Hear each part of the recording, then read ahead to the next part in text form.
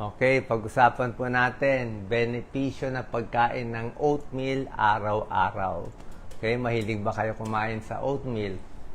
Ang oatmeal, napakaganda. Pwede siya sa may diabetes, pwede siya sa mataas ang cholesterol, pwede rin siyang pampapayat. Tingnan natin, Yan. Siyempre, breakfast natin, hilig natin, di ba? Tapsilog, kanin. Pero kung papalitan natin ng oatmeal, magtitiis lang tayo, maraming mangyayari sa katawan. Ang oatmeal kasi mataas siya sa fiber, high fiber. Okay? Plant-based protein siya, mas healthy siya. Hindi naman ganun kamahal. Tingnan natin yung benefits. Number 1, ang oatmeal nakakababa ng cholesterol. Okay? Yung bad cholesterol niya, napapababa nito. Ang oatmeal kasi meron siyang soluble fiber. Ang tawag ay beta-glucan. Okay? Ang maganda dito, itong soluble fiber na absorb niya yung cholesterol, nalalabas niya sa katawan natin. Marami ng pag-aaral ng oatmeal para sa cholesterol. Ang nakikita dito, nabababa yung cholesterol ng 10%. So, ibig sabihin ng 10%, siguro mga 25 points yun, 20 o 25 points. So, pag ang cholesterol mo, palagay natin ay 250 milligrams per DL. Pag kumain ka ng oatmeal araw-araw, yung 215 cholesterol mo, pwede bumaba ng 225 na lang. Diba? So, kung nakainom ka ng gamot sa cholesterol, simvastatin, atorvastatin, baka pag nag-oatmeal ka, mag-normal na yung cholesterol mo, tanong mo sa doktor mo, baka pwede natigil yung gamot, diba? Kasi nga, special tong soluble fiber na beta-glucan. Maraming pag-aaral. Lowers bad cholesterol, bababa ang total cholesterol. Dahil nabababa ang cholesterol, less bara sa puso. Napakaganda. Diba? Tulong sa heart disease. Maganda nutritional value ng oatmeal.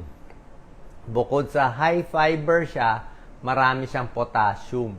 Napakaganda. Mainit ngayon.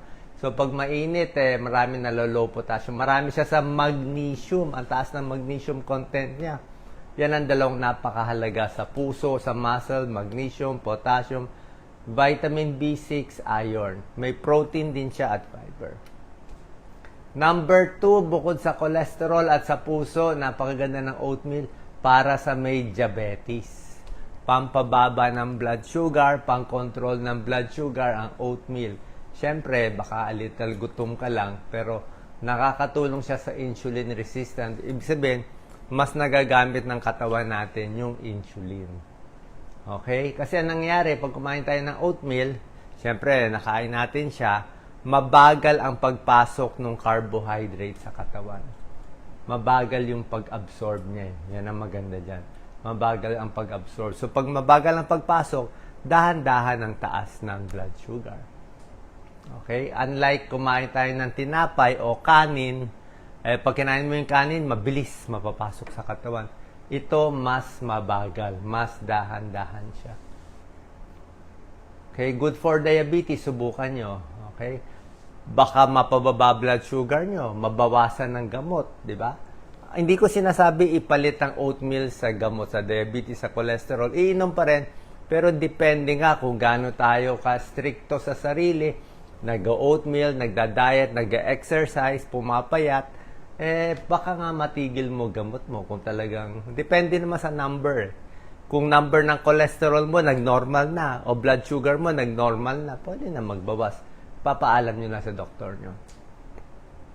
Sintomas ng diabetes at insulin resistance, laging pagod kung mataas ang blood sugar, ihi ng ihi kung mataas ang blood sugar, ayan, laging gutom, naghahanap ng matamis, di ba? Naghahanap ng maalat, namamanhid ang kamay paa, tapos pag matagal na yung diabetes, ayan, parang nangingitim na dito sa leeg, dumadami skin tags. So, it helps control blood sugar, ang oatmeal. So, cholesterol, diabetes, maganda rin sa tiyan. Problema sa tiyan. Constipated, makulo ang tiyan, irritable bowel, pwede ang oatmeal. Okay?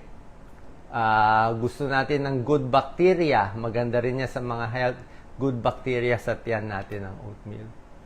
Ano signs na healthy ang tiyan natin? Regular ang bowel movement. Sa oatmeal, magiging mas regular ang bowel movement natin. Kasi nga high fiber siya. Ang sekreto lang dito, pagkakain ka ng oatmeal, para gumanda ang dumi mo, kailangan sasabayan mo ng maraming tubig. At least 8 to 10 glasses of water. Basta maraming fiber, maraming gulay, maraming oatmeal, so magiging bulky ang dumi natin eh. Sabihin, magkakaroon ng texture. Pero pag hindi ka uminom ng maraming tubig, marami kang oatmeal kinain, titigas lang yun. Titigas. So, titigas lang yung dumi mo. So, dapat habang nagbabulk forming, sasabayan mo ng maraming tubig, kaya nga mga fiber supplement with 1 glass of water, para pag lumaki siya, basang-basa siya, malambot siya, mabilis ang paglabas ng dumi. 'Di ba? Kung walang fiber ang kinakain natin, puro tayo kanin at karne, mangyari, walang body yung dumi natin, payat na payat, titigas, at medyo mahirapan tayo dumumi, magkakaalmoranas pa. So, regular bowel movement, gulay, at oatmeal. More energy, napakaganda. Sa tiyan, sa mental health, actually, pag maganda daw ang tiyan natin, maganda rin pag-iisip natin. Connected din yan. At regular yung oras ng pagdumi. Yan. Less stress pa tayo. Yung mga may irritable bowel syndrome, tulad ko yan, makulo ang tiyan, masakit ang tiyan, mahilab ang tiyan. Subukan nyo unti-unti itong oatmeal. Kasi meron siyang good fiber. Kung ayaw nyo ng oatmeal, yung mga green leafy vegetables, pwede rin. Pero itong oatmeal kasi, medyo parang sakto yung fiber niya, pang cholesterol talaga. Yung mga makukulo ang tiyan, yan, minsan constipated, masakit ang tiyan, parang may sipon-sipon, minsan masyado malambot ang dumi, minsan matigas naman ang dumi, masakit ang tiyan. Ang oatmeal, posible makatulong din sa utak. Bakit maganda sa utak? May vitamin E siya, meron siyang magnesium, may zinc, may phosphorus, maganda rin yung pagpasok ng energy. Possible makabawas sa depression. Okay, maganda kasing carbohydrates ng oatmeal. Hindi naman proven, pero parang maganda rin siya. Good source of protein, pampalakas, healthy protein, di ba? Wala naman taba to eh. 10 grams of protein, meron yan. Lalagyan mo pa ng konting prutas. Katulad yan, saging, mas healthy pa. High potassium na nga yung oatmeal, high potassium pa ang saging. Ito ang gusto natin. Bukod sa cholesterol, diabetes, maganda sa tiyan, pampapayat ang oatmeal. Diba? Sabi nga na iba, pag kumain siya ng oatmeal, gutom sila. Okay lang, gutom. Gusto natin magpapayat, laging gutom. Diba? Gutom konti sa umaga, konting tiis, gutom sa tanghali, gutom sa gabi. Kasi nga, sanay yung tiyan mo kumain ng marami, nagbawas ka ng kain. So, magugutom ka initially. Pero pag nasanay na yung tiyan mo sa konting kanin, pag sinanay mo na isang linggo na medyo gutom, makikita nyo, sanay na yung tiyan ko sa half cup o 1 cup rice lang. Pag ginawa ko ng 2 cup rice, bondat na ako. Kasi lumilit yung tiyan eh. Mas kaya mo na sa mas konti. So, mas busog ka sa oatmeal. Good source of fiber. Kasi yung fiber maganda sa digestion. Pag mas busog ka sa oatmeal, mas hindi ka kakain. Yan. Meron pang mga ibang pagkain na pampabusog din Apple, pampabusog. Diet din yan. Avocado, yan, no? Mga strawberry, pwede rin yan. Munggo, gulay, busog din. Itlog, busog ka rin sa itlog. Diba? Huwag lang masyadong mamantika. Number 8, pampapayat. Ayan, no? Lose weight. Yan ang gusto natin, no? Pampasexy. Oats, may beta-glucan. Maganda sa blood sugar. Pampababa ng cholesterol. Pampapayat. May pag-aaral nga, pumayat ng mga 20 pounds, eh. Tapos yung oatmeal, sasabayan mo ng saging. Ang saging, pampapayat din. Yan, no? May beta-glucan ang oatmeal na nagpapabusog sa atin.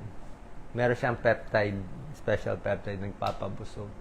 Sa balat, pwede rin naman sa balat, pero sa balat, oatmeal face mask. Kung may napapanood kayo sa mga videos, yung mga pampaganda, yung oatmeal, iba't ibang halo, nilalagyan ng honey, iniinit, minsan nilalagyan ng parang konting lemon, tapos dinudurog, mina-microwave, nilalagay sa mukha, mga 10 minutes, tinatanggal dahan-dahan. Pagtanggal mo, malambot na kasi napipil niya yung mga dead skin eh. So, merong style ng oatmeal face mask. May other uses pa siya bukod sa kinakain. Ano lang ang side effect? Okay? Siyempre, high fiber siya. Kung bago ka lang dito, hindi ka sanay sa high fiber, puro kakanin at fried chicken lang, nag-high fiber ka bigla, baka lang mabigla yung tiyan mo. Dahan-dahan. Baka mag-bloating, magkabag, mahangin ng tiyan, baka magtae ka lang konti. Sa una. Okay? Pero otherwise, wala naman dapat malaking side effect. Maraming klaseng oatmeal, tingnan nyo na lang, instant oatmeal, ibang oatmeal. Actually, maraming mas magandang oatmeal. Yung instant oatmeal, pwede na rin naman, pero titignan nyo pa rin. May ibang oatmeal kasi marami na hinalong pampatamis. Eh. O baka may chocolate pa, may ano pa kung ano hinahalo. Baka hindi rin ganun ka-healthy. So, pili tayo na mas healthy na oatmeal. Okay? Bloating and gas, ingat tayo. Ito, syempre, ingat tayo sa pag oatmeal lang at saging, 'di ba? Pag wag naman sobrang unli toppings, baka nilagyan mo na ng itlog, ulam, kung ano pa nilagay mo. Nakakataba na yan pag sinobrahan mo. Baka nilagyan mo pa ng sugar, chocolate chips, sweet food items. Eh, hindi na healthy yan. 'Di ba? Oatmeal, konting gatas, konting saging, konting strawberry, konting apple, yan po healthy. Okay? So, kung may problema kayo sa cholesterol, diabetes, overweight, may edad, kung gusto nyo magpapayat konti, subukan nyo. Baka ito pala yung sikreto para pumayat kayo. Salamat po.